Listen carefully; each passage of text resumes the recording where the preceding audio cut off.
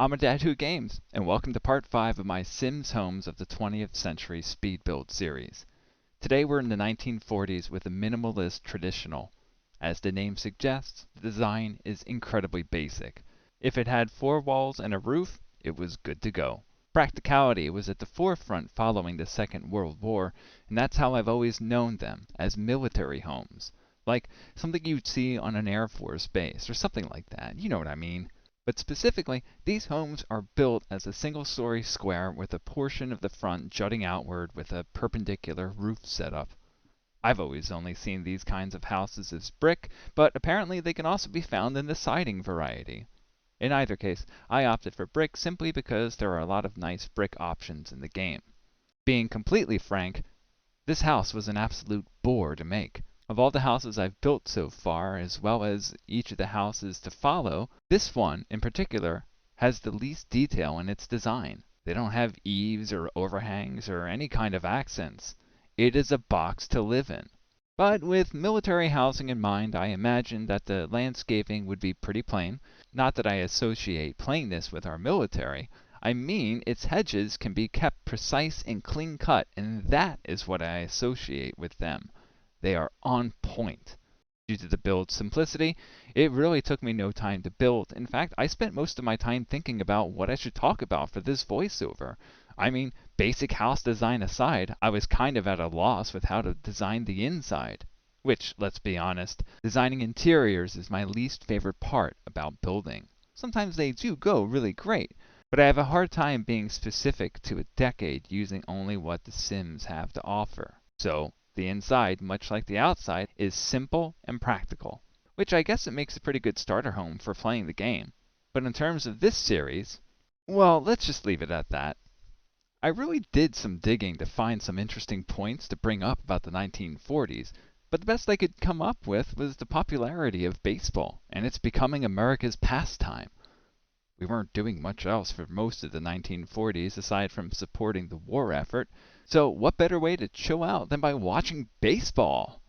Well, I'm sure back then it was one of the more exciting things to do, but man, I can't do baseball.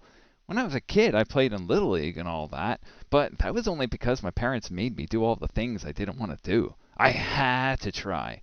And even my walking off the soccer field in tears didn't change their stance on seeing if I might like it. I was absolute crap at playing the game, too. But I did enjoy going to Phillies games at Veterans Stadium before it was demolished and replaced with the Lincoln Financial Center, or whatever it's called. But don't get me started on how stadium names are just advertisements. Anyway, I enjoyed the energy and positivity of the fans, but thought baseball was an absolute bore. I mean, these are professional athletes. The goal is to keep the other team from scoring. So if both teams are really good at it, nothing happens.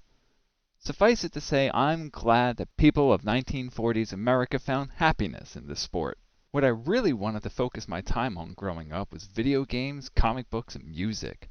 ColecoVision, Nintendo, Super Nintendo, TurboGrafx-16, PlayStation, not to mention PC, I experienced them all and continue to love every minute of it. Comic books? Oh yeah, but only Marvel. I thought, and continue to think, that DC is lame. Except for Teen Titans Go. They're okay. Anyway, I made my Marvel and filled my imagination with the X-Men. I mean, I also loved Spider-Man, Blade, and all of the 2099 series of comics, but I was all over the X-Men. And while I am happy to see that they will be making their appearance finally in the MCU, I really cringe at what they will make of it. All X-Men movies have been horrible since the original. I'm not hating on the actors. I mean, I loved Hugh Jackman and Patrick Stewart, and Ian McKellen. Oh no, don't get me wrong, the characters in the movies were awesome to watch. Well, except for Rogue, she was so lame. However, I am excited to know that Rogue is going to be in the new Captain Marvel movie, because after all, that's how Rogue gets her superpowers. She steals them from Captain Marvel. But Rogue has to be able to fly and beat the crap out of Sentinels, all the while flirting with Gambit.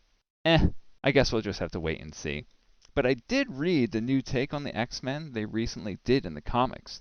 They kind of rebooted everything, but the main hub of the entire series of titles is that there is this living island that can resurrect any mutant.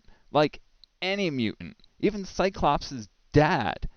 And if you're a jerk, like Sabretooth, you're banished into some suspended animation state deep inside the island, never to be heard from again. Regardless, resurrection. So they can live forever now. Wolverine and company got burned alive in outer space. Oh, it's cool. We can just harvest them from the island. Oh, please, go with the actual X-Men story and not this in the movies. Or worse, more of that multiverse vomit that First Class and the other movies dabbled in. No Cyclops or Angel. Ugh. And Beast? Man, I digress. But I don't really watch movies much anymore. I like to watch YouTube and Netflix with my wife. We've been getting into all the amazing offerings from South Korea. Such amazing content. Then there's also anime.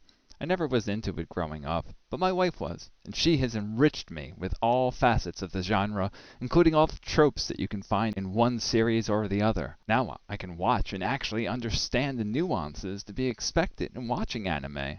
Man, did I just say nuance? I dislike that word almost as much as I dislike juxtapose. These, to me, are used when someone wants to sound smart. I'm not trying to do that here, no siree. I already know I'm smart. Music was another big part of my life growing up. I learned how to play guitar because I had discovered Stone Temple Pilots, Smashing Pumpkins, and Soundgarden, and simply all of the alternative grunge rock that ruled the radio waves. I am happy that bands like Garbage, 311, and even Stone Temple Pilots are still around and rocking. They are the stars of my current Spotify playlist. But I haven't really heard any new music that I really get excited for. Do you have any suggestions? Let me know in the comments. And while this build comes to a close, I'd like to thank you for watching my video. Slowly but surely my content is growing as I reach affiliate status on Twitch and receive more and more views on YouTube. And your enjoyment of my videos really makes all the hard work worth it. So please be sure to like the video. I make new content all the time, and I am planning to broaden my content offerings. Please subscribe, follow me on Twitter, and do all the social medias to make sure that you are kept in the proverbial loop. And what other videos would you like to see from me? I'm always open for suggestions, so please don't hesitate to leave a comment. Well, we're 5 decades in and we have 4 more to go. No, I'm not going to touch 2000 architecture because everything just seems to be a conglomerate of all the previous decades. In either case, next up is the 1950s and the Rancher. I'm actually kind of stoked from here on out for interior design because I know the styles are in the Sims asset library. I can only imagine what they will offer when time comes for The Sims 5. How amazing I expect the new build mode to be. Anyway, I'm not going to go down that road. I like playing The Sims 4, and I will like playing The Sims 5. It's just a game after all. Thanks again for joining me for Sims Homes of the 20th Century. And until the next, have a day.